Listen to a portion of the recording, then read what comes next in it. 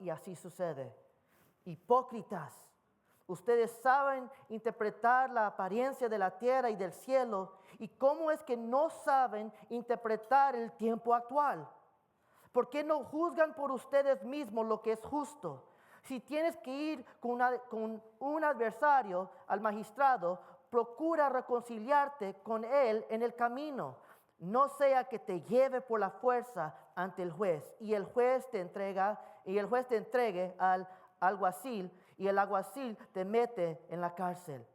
Te digo que no saldrás de allí hasta que pagues el último centavo. Inclinemos nuestro rostro. Padre, te doy gracias. Te doy gracias de nuevo por tu fidelidad y por tu bondad. Doy gracias por tu misericordia. Y Padre, yo ruego que tú hables a cada uno de nosotros. Que tu Espíritu Santo abres ojos en esta tarde. Quite vendas de aquellos que están ciegos. Y que nos corrija a cada uno de nosotros. Porque estamos en los últimos días. Y tú vendrás pronto por tu pueblo. Y que tu pueblo esté preparado por la venida de nuestro Rey. Y en tu nombre oramos. Amén. Quisiera titular el sermón de esta mañana, Reconcíliate ahora. Reconcíliate ahora. En el 1979, is it working or? Okay. En el 1979, el veterano de Vietnam, Tom Garvey, intentó recuperarse después de su servicio militar y consiguió un trabajo en un puesto de comida en el ahora demolido Veterans Stadium en Filadelfia, la antigua casa de los Eagles, lo que es un equipo de fútbol en la NFL. Y como parte de su trabajo, Garvey tenía las llaves de una puerta dentro del estadio que conducía a un puesto de comida en desuso, que pronto transformó en un apartamento. Garvey se mudó allí y lo convirtió en su hogar, pero la gente no se dio cuenta que vivía allí. Ayudó que hubiera instalado un pared de cajas de cartón que la gente veía cuando abría la puerta. Pero detrás de esa pared de cajas había una cama, una sala de estar, electrodomésticos esenciales. Él usaba los baños en el estadio y las duchas de los empleados en el sótano. Y vivió allí hasta el 1981. Por 2 años no pagó renta y vivió en el estadio. Y nunca lo atraparon, a pesar de que casi siempre estaba en el estadio. Y mucho más allá de su horario laboral. Y él dijo en su entrevista, estaba justo ante sus ojos, simplemente no podían creerlo. No sé si eso te ha pasado alguna vez. Que algo estaba justo frente de tus ojos y no pudiste verlo. Y cuando se revela la situación, te dices a ti mismo, ¿cómo no vi eso? Era obvio. ¿Cómo no vi los señales? Estaban allí. Y luego te sientes como tonto porque siempre lo vistes, pero nunca asumiste que había algo más. En nuestro pasaje de hoy, veremos cómo Jesús confronta a la multitud sobre su incapacidad para discernir que el Mesías estaba delante de ellos todo este tiempo. Pero para refrescar nuestra memoria, Lucas señala en el capítulo 12, versículo 1,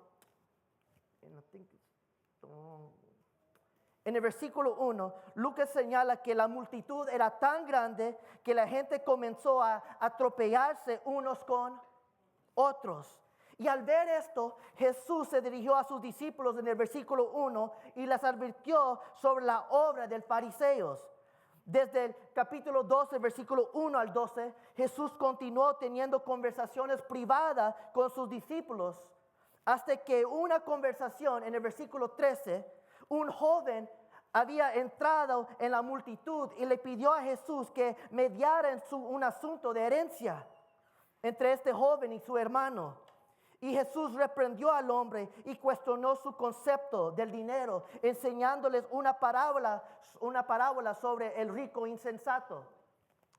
Y luego vemos en los versículos 22 al 53, Jesús vuelve a dirigirse a sus discípulos. Y Jesús consuela a sus discípulos diciéndoles que no estén ansiosos porque Él cuida de ellos. Él suplirá todas sus necesidades.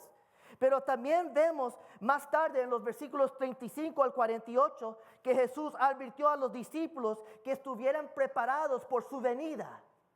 Recuerda la historia de las lámparas y tener el aceite preparados. Jesús advirtió a los discípulos que estuvieran preparados por su venida. Y Jesús afirmó que el juicio sería más severo para aquellos que lo conocían y no estaban preparados. Y la semana pasada, Fabio nos predicó en los versículos 49 al 53 que Jesús muestra que su propósito era arrojar fuego, su Espíritu Santo sobre la tierra, y que el fuego causaría división, a veces incluso entre miembros de la familia. Si intentas seguir a Jesús, mis queridos hermanos, experimentarás división. Por eso los discípulos de Cristo deben estar preparados para el conflicto y decidir a quién van a seguir. ¿Seguirás a Cristo o seguirás el mundo? Sin embargo, en el pasaje de hoy, la atención de Jesús se dirige nuevamente a la multitud para reprenderlos directamente por su incapacidad para discernir los tiempos en los que vivían. El texto de hoy se puede dividir en dos escenarios. Los versículos 54 al 56 revelan el problema que se presenta, su falta de discernimiento. Y los versículos 57 al 59 dicen la solución del problema: reconcíliate. Vamos a ver el problema que se presenta. Había una falta de discernimiento de la multitud. No, yo sé, para muchas personas cuando escuchan discernimiento, no todos entendemos lo que significa. Pero discernimiento en su idioma original significa distinguir o examinar. El discernimiento es la característica espiritual del buen juicio para identificar la diferencia entre el bien y el mal, la verdad y el error, y determinar la voluntad y dirección de Jesús para su pueblo.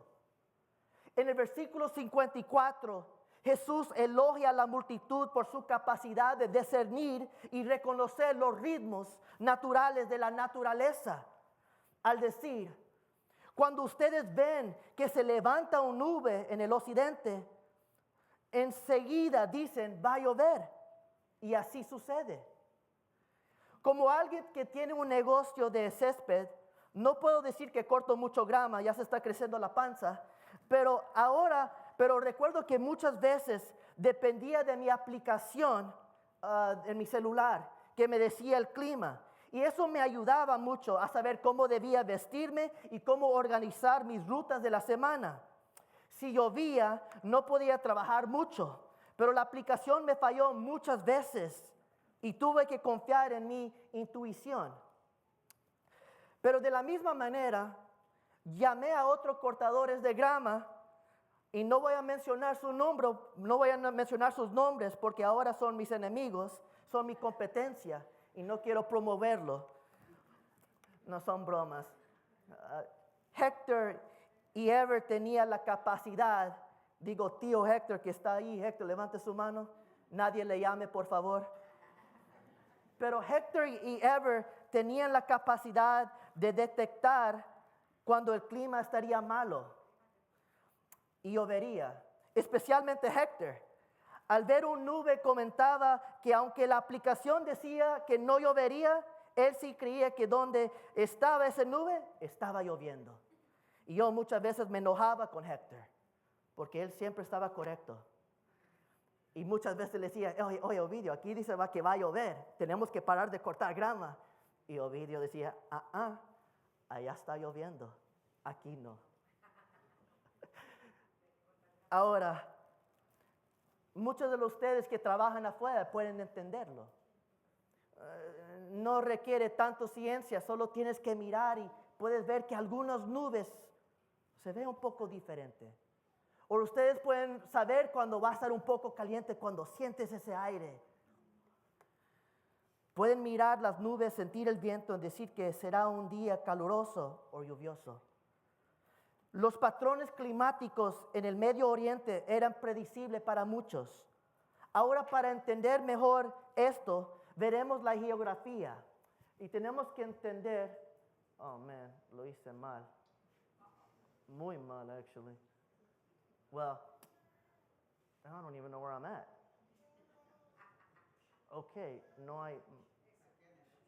Yeah, well, esto está mal, pero en este lado aquí, vamos a decir, aquí está Israel, en este lado por ahí estaba el mar Mediterráneo. Cuando la presión en Jerusalén provenía del mar, una gran parte de las lluvias que ocurren en Jerusalén proviene del mar Mediterráneo. Cuando la presión del aire cae sobre el mar Mediterráneo, se forman grandes nubes de lluvia.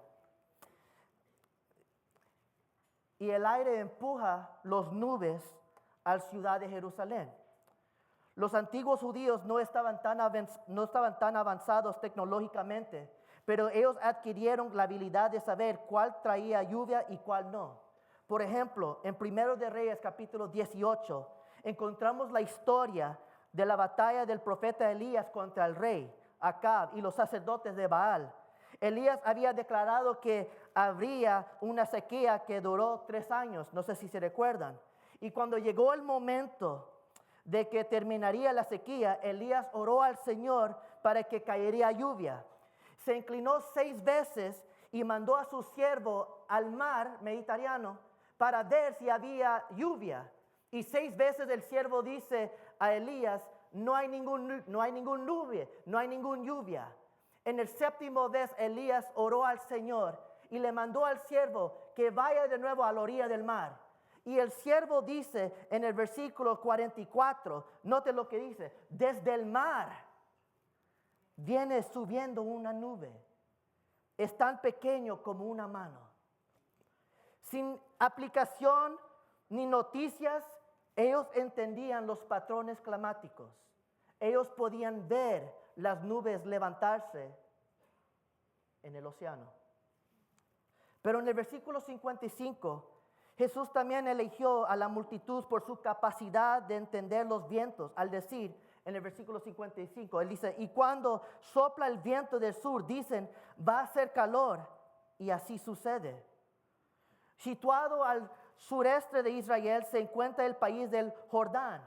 Jordán es un país árido, y cada año a finales de la primavera y principios del verano, vientos procedentes del Jordán soplaban hacia el norte a través de Israel, trayendo un ráfaga de aire caliente a través de Jerusalén.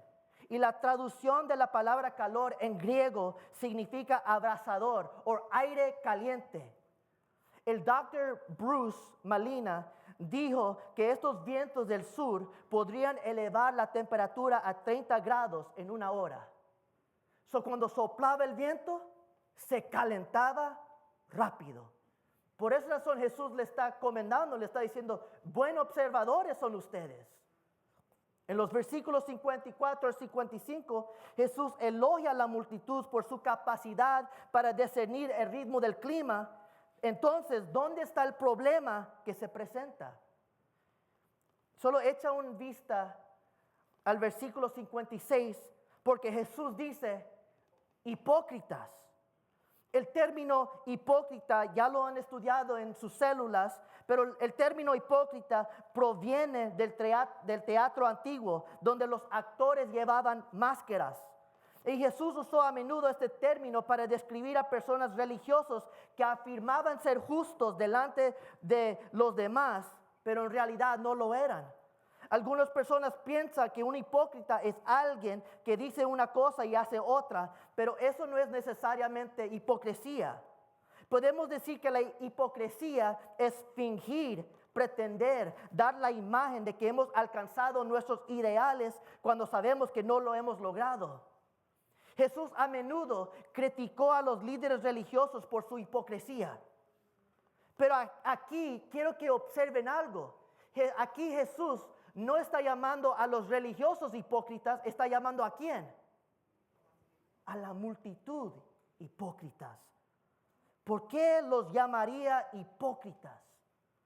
Bueno, escuchen lo que dice. Ustedes saben interpretar la apariencia de la tierra y del cielo, pero ¿cómo es que no saben interpretar el tiempo actual? Jesús no le está reprendiendo por su capacidad para interpretar el clima, sino por no comprender que la persona que les habla es la Mesías prometido. Este tiempo presente fue única en la historia. Jesús dijo al respecto en Mateo capítulo 13, versículo 17. Les aseguro que muchos profetas y otros justos anhelaron ver lo que ustedes ven, pero no lo vieron. Quisieron oír lo que ustedes oyen, pero no lo oyeron. Jesús conocía el significado de este tiempo presente, porque dijo en Lucas capítulo 10, versículo 23 a sus discípulos: dichosos los ojos que ven lo que ustedes ven. En Juan capítulo 8, versículo 56, Jesús dijo a los líderes religiosos justos: Abraham, el padre de ustedes, se regocijó al pensar que vería mi día, y lo vio y se alegró. Mi querido hermanos, Abraham vio el ministerio del Mesías desde lejos, pero nunca lo vio físicamente delante de él. Pero aunque él no lo vio, Abraham se regocijó que un día iba a llegar el Salvador del mundo. Pero el multitud en ese día fueron testigos del ministerio del Mesías. Mi querido hermanos, Jesús era un hombre en quien no había pecado. No tenía culpa, mancha ni defecto moral. Incluso sus enemigos lo sabían. En Juan capítulo 8, versículo 46, en una confrontación con aquellos que conspiran contra él, Jesús dice: ¿quién de ustedes me puede probar que soy culpable de pecado? Ahora escuchen las palabras de Jesús. ¿Quién de ustedes? Ahora, ¿quién de ustedes podría decir esta frase? Creo que esa no es una pregunta que alguno de nosotros haría. La multitud que le seguía fue testigo de todos los milagros que Jesús realizó. Nunca había habido tal demostración de poder. Pudieron apreciar su conocimiento de las Escrituras y su sabiduría. Nadie jamás había hablado como Jesús habló. Tenía los escritos de los profetas que hablaron del Mesías y su venida. En Lucas capítulo 4, Jesús entró en el templo y se levantó para leer el libro de Isaías. Y escuche, y le entregaron el libro del profeta Isaías. Y al desenrollarlo, encontró el lugar donde estaba escrito: el Espíritu del Señor está sobre mí, por cuanto me ha ungido para anunciar buenas noticias a los pobres. Me ha enviado a proclamar libertad a los cautivos y dar vista a los ciegos, y a poner en libertad a los oprimidos, a pregonar el año del favor del Señor. Jesús mismo está confirmando delante de todo el mundo: yo soy el cumplimiento de esta profecía. Pero esto nos lleva a la acusación de hipocresía de Jesús. ¿Por qué podían predecir el clima terrenal, pero no podían leer la señal de que se avecinaba una tormenta espiritual?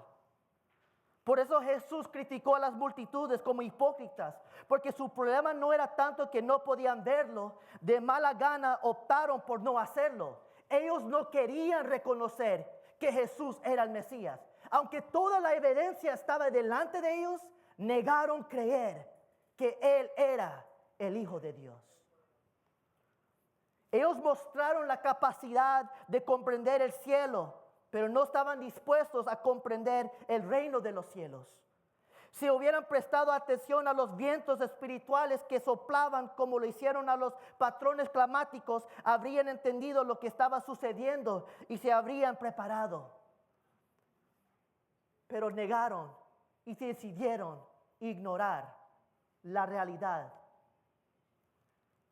Pero después de dar la advertencia, Jesús aconsejó a la multitud cómo prepararse para el juicio.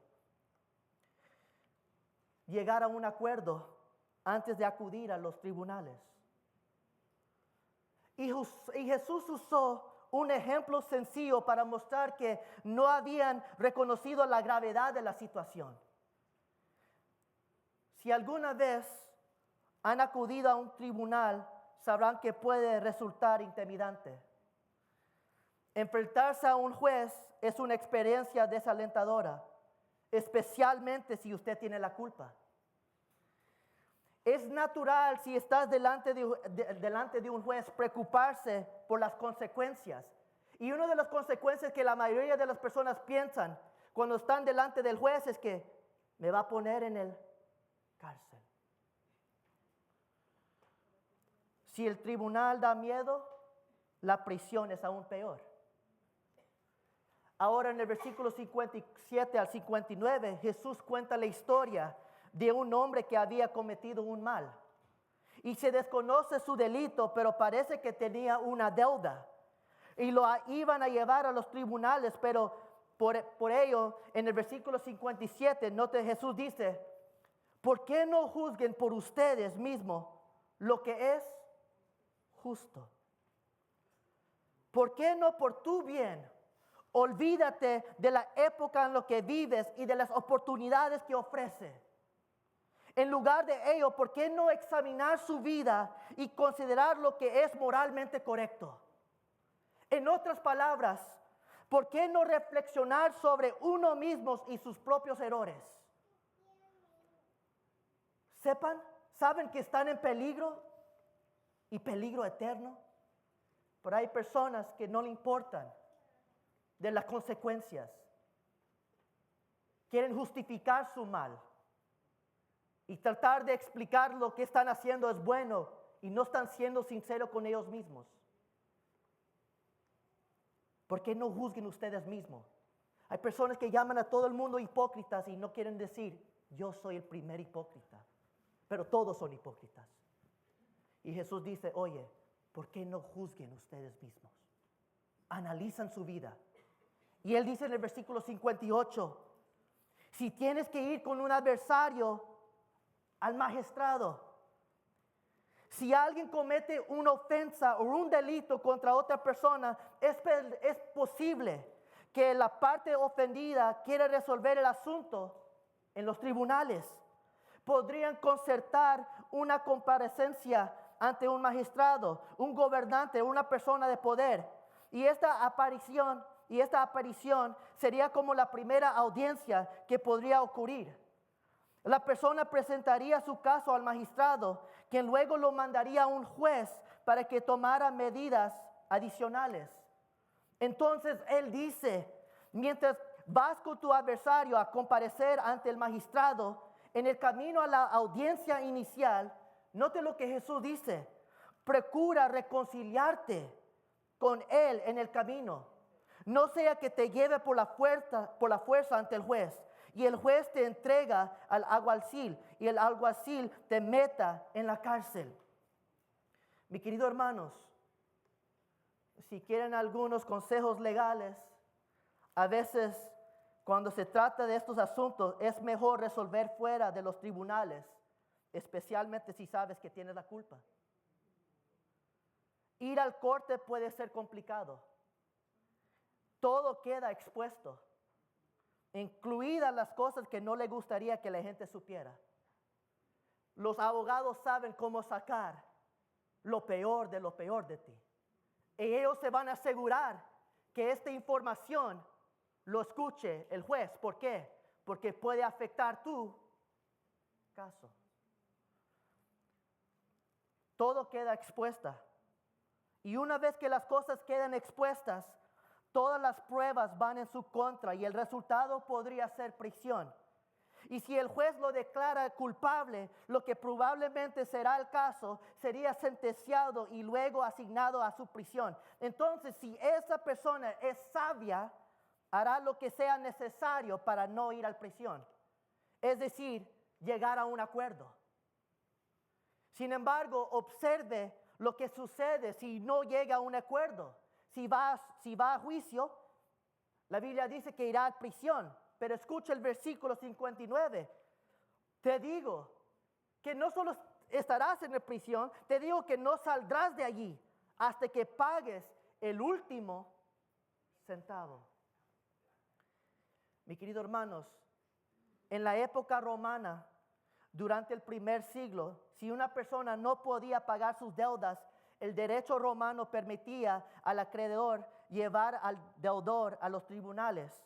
Y si la persona fuera declarada culpable de tener una deuda, el juez podría encarcelarle hasta que pudiera pagar sus deudas.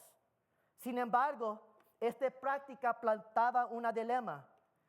El individuo que debía la deuda no podría trabajar ni pagar su deuda porque estaba encarcelado.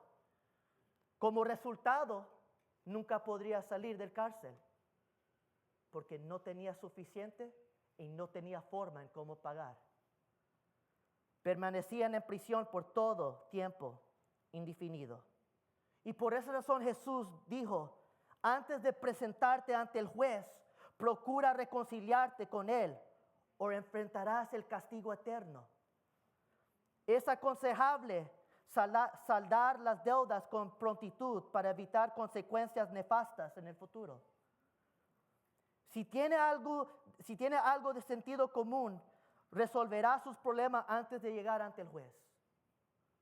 En esta parábola, Jesús mostró a la multitud que de hecho ellos eran los que tenían una deuda. Su deuda era una deuda de pecado. Y Jesús, el que era el acreedor, tenía la autoridad y el poder para perdonar sus pecados. Y Jesús los animó a buscarle y pedir perdón antes de morir, antes de enfrentar al juez. Jesús estaba llamando a la multitud a despertar de su ceguera espiritual y buscar el perdón que tenía antes de ellos, antes de que fuera demasiado tarde. El Mesías estaba allí para librarlos. Pero muchos de ellos negaron a Jesús. Y muchos de ellos murieron. Bueno, todos ellos murieron. Y todos ellos tenían que enfrentar al juez. Entonces, ¿qué significa esto para nosotros? Mis queridos hermanos, el contexto es diferente, pero el mensaje sigue siendo el mismo. Será mejor que empieces a discernir el tiempo en el que vivimos. Mis queridos hermanos, no vivimos en el tiempo cuando Jesús estaba hablando a esta multitud, pero tú y yo estamos viviendo los últimos días esperando a nuestro Salvador.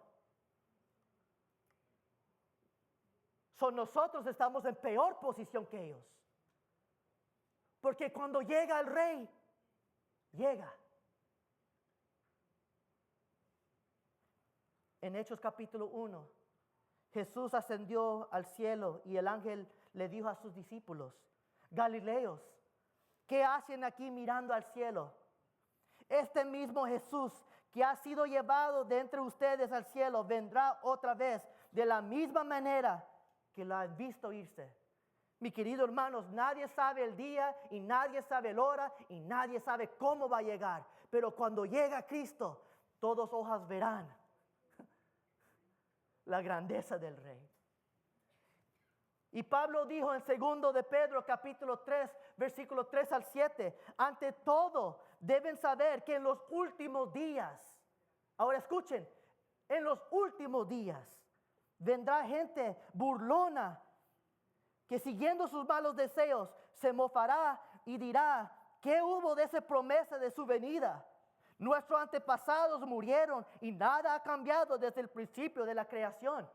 Mis queridos hermanos, ¿no es eso la situación que nos encontramos hoy?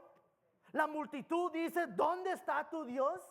¿No ha dicho por 2000 años que iba a regresar y nunca ha regresado? Pero intencionalmente olvidan que desde tiempos antiguos por la palabra de Dios existe el cielo y también la tierra que surgió del agua y mediante el agua, pero por la palabra y el agua el mundo de aquel entonces pereció inundado. Y ahora por esa misma palabra el cielo y la tierra están guardados para el fuego, reservados para el día del juicio y la destrucción de los impíos. La justicia de Dios vendrá. Y todos aquellos que siguen a Cristo irá con Él.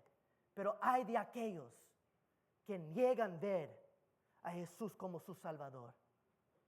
Kent Hughes dijo, los vientos están allí si estamos dispuestos a observarlos. Y los vientos anuncian una tormenta de juicio, un hecho que la mayoría de la gente prefiere ignorar o negar. Así tenemos una cultura mundial que rechaza la buena nueva de Cristo por sus pecados y resucitó al tercer día.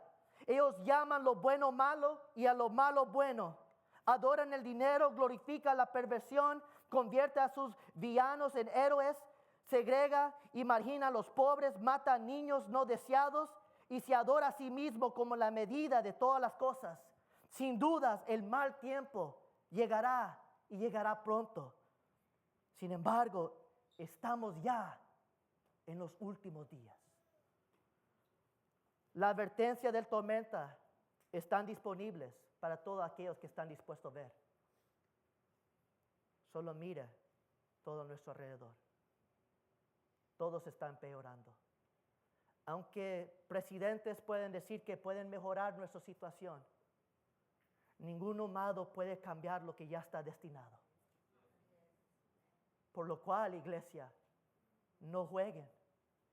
Reconozcan que estamos ya en los últimos días.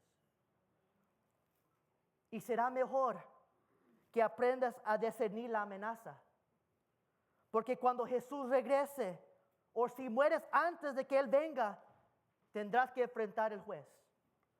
Hebreos capítulo 9, versículo 27 dice, así como está establecido que los seres humanos mueran una sola vez y después venga el juicio.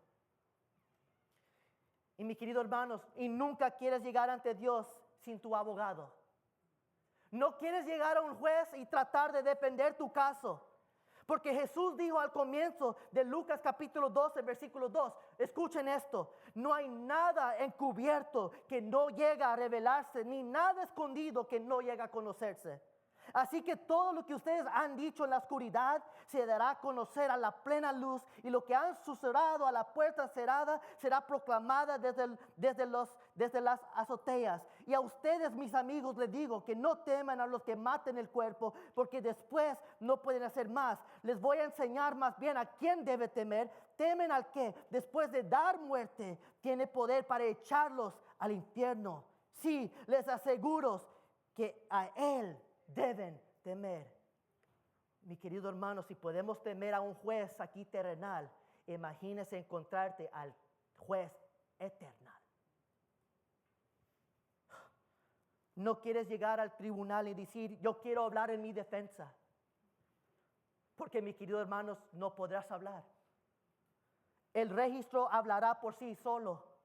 Y una vez que tus pecados sean revelados en el tribunal, serás enviado al castigo eterno hasta que pagues el último centavo en su totalidad, el cual tú no puedes pagar. Mis queridos hermanos, no podemos jugar. Sepan lo que estamos en riesgo. Pero aquí viene la esperanza. Pero si discernís el Evangelio, puedes ser salvo. Amigos, todos merecemos afrontar la consecuencia de nuestros pecados. Todos tenemos una deuda importante con Dios que no podemos pagar. Todos somos culpables y merecemos estar separados de Dios por toda la eternidad. No deberíamos acercarnos al cielo pensando que nuestras buenas obras pueden comprar nuestra salvación. Porque ninguno de nosotros puede salvarse a sí mismo, ni ganarse la salvación mediante nuestros esfuerzos. No tenemos los medios para pagar nuestra deuda con un Dios grande. No hay nada que tú y yo podemos decir ante Dios que nos hace bien, porque cada uno de nosotros hemos fallado y cada uno de nosotros estamos destituidos de la gloria de Dios. Pero ahí es donde entra Jesucristo. Jesús ofrece un acuerdo de conciliación. Él cancelará su deuda, desestimará su caso y lo ayudará a salir libre si lo aceptas como tu Salvador. Y mi querido hermano, si te quieres reconciliarte, así se reconcilia con Dios, a través de Cristo Jesús. Pon tu confianza en Cristo, que llevó el castigo de tu pecado, y el tribunal y la justicia del juez quedan satisfechos. Solo por medio de Cristo puedes recibir el perdón.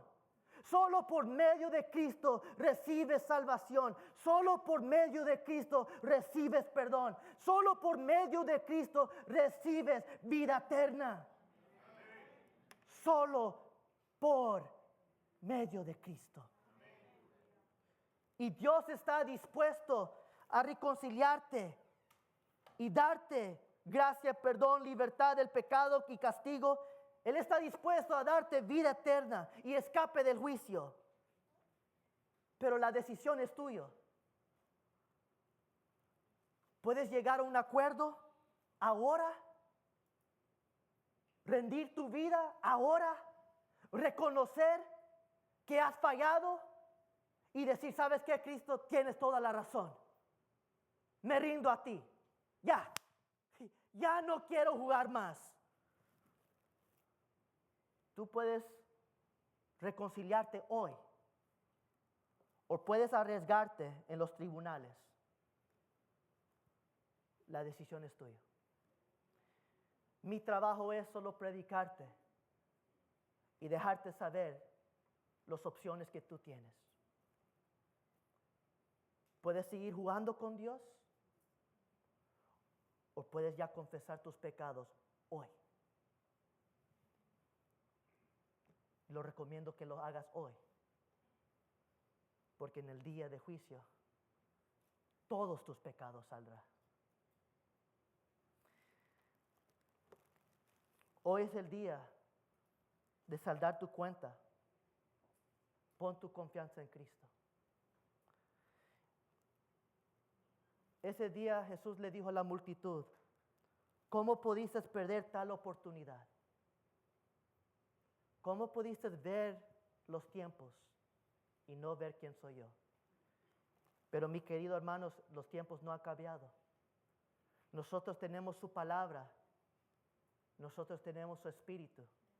Y hay muchos que todavía deciden vivir para el mundo. ¡Qué tragedia!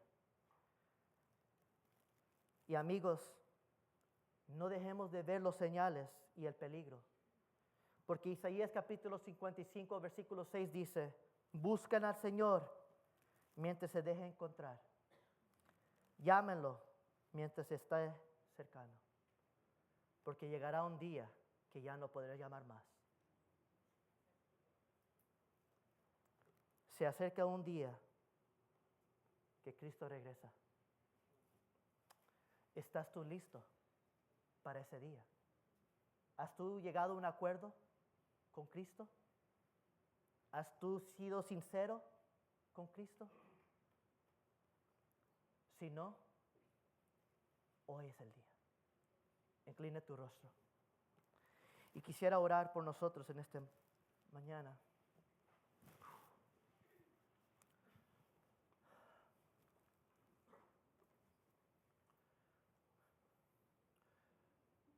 Es fácil, mis queridos hermanos, ver lo que todo el mundo hace. Pero es difícil ver lo que uno hace. Y hoy es el momento a solo pedirle al Padre, Señor, hazme ver lo que estoy haciendo mal. Hazme ver y ser sincero con yo mismo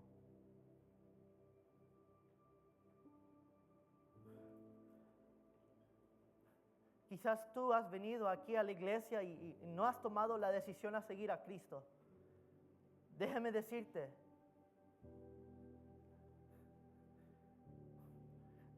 que tú no estás aquí por coincidencia y no estás aquí por accidente, no estás aquí porque alguien te invitó, estás aquí porque Cristo tiene un divino cita contigo. Y no ignores su voz en esta mañana. Cristo te ama tanto que murió en aquella cruz por ti. Y no solamente murió, resucitó y vivo está. Y Él está hablándote a ti en esta mañana diciéndote, reconcíliate conmigo. Yo estoy dispuesto a pagar tu deuda.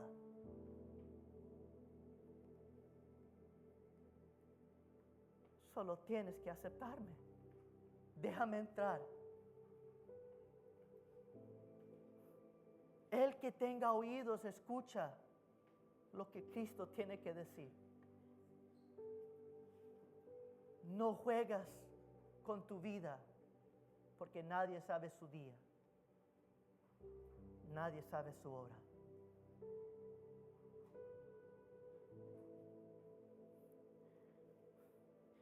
Y esto es el mensaje para el pueblo de Dios también. Estemos listos para la venida de nuestro Salvador. Que nuestras lámparas tengan suficiente aceite para el día que regrese nuestro Salvador.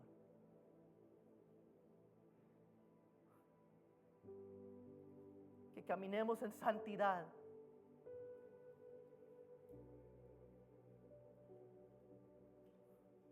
Porque Cristo viene pronto.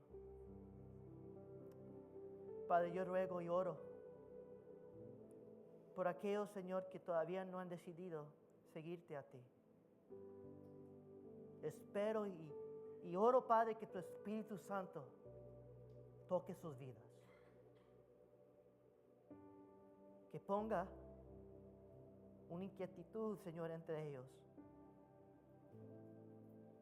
Que no pueden descansar hasta el punto que rinde su vida ante ti. Ruego, Señor,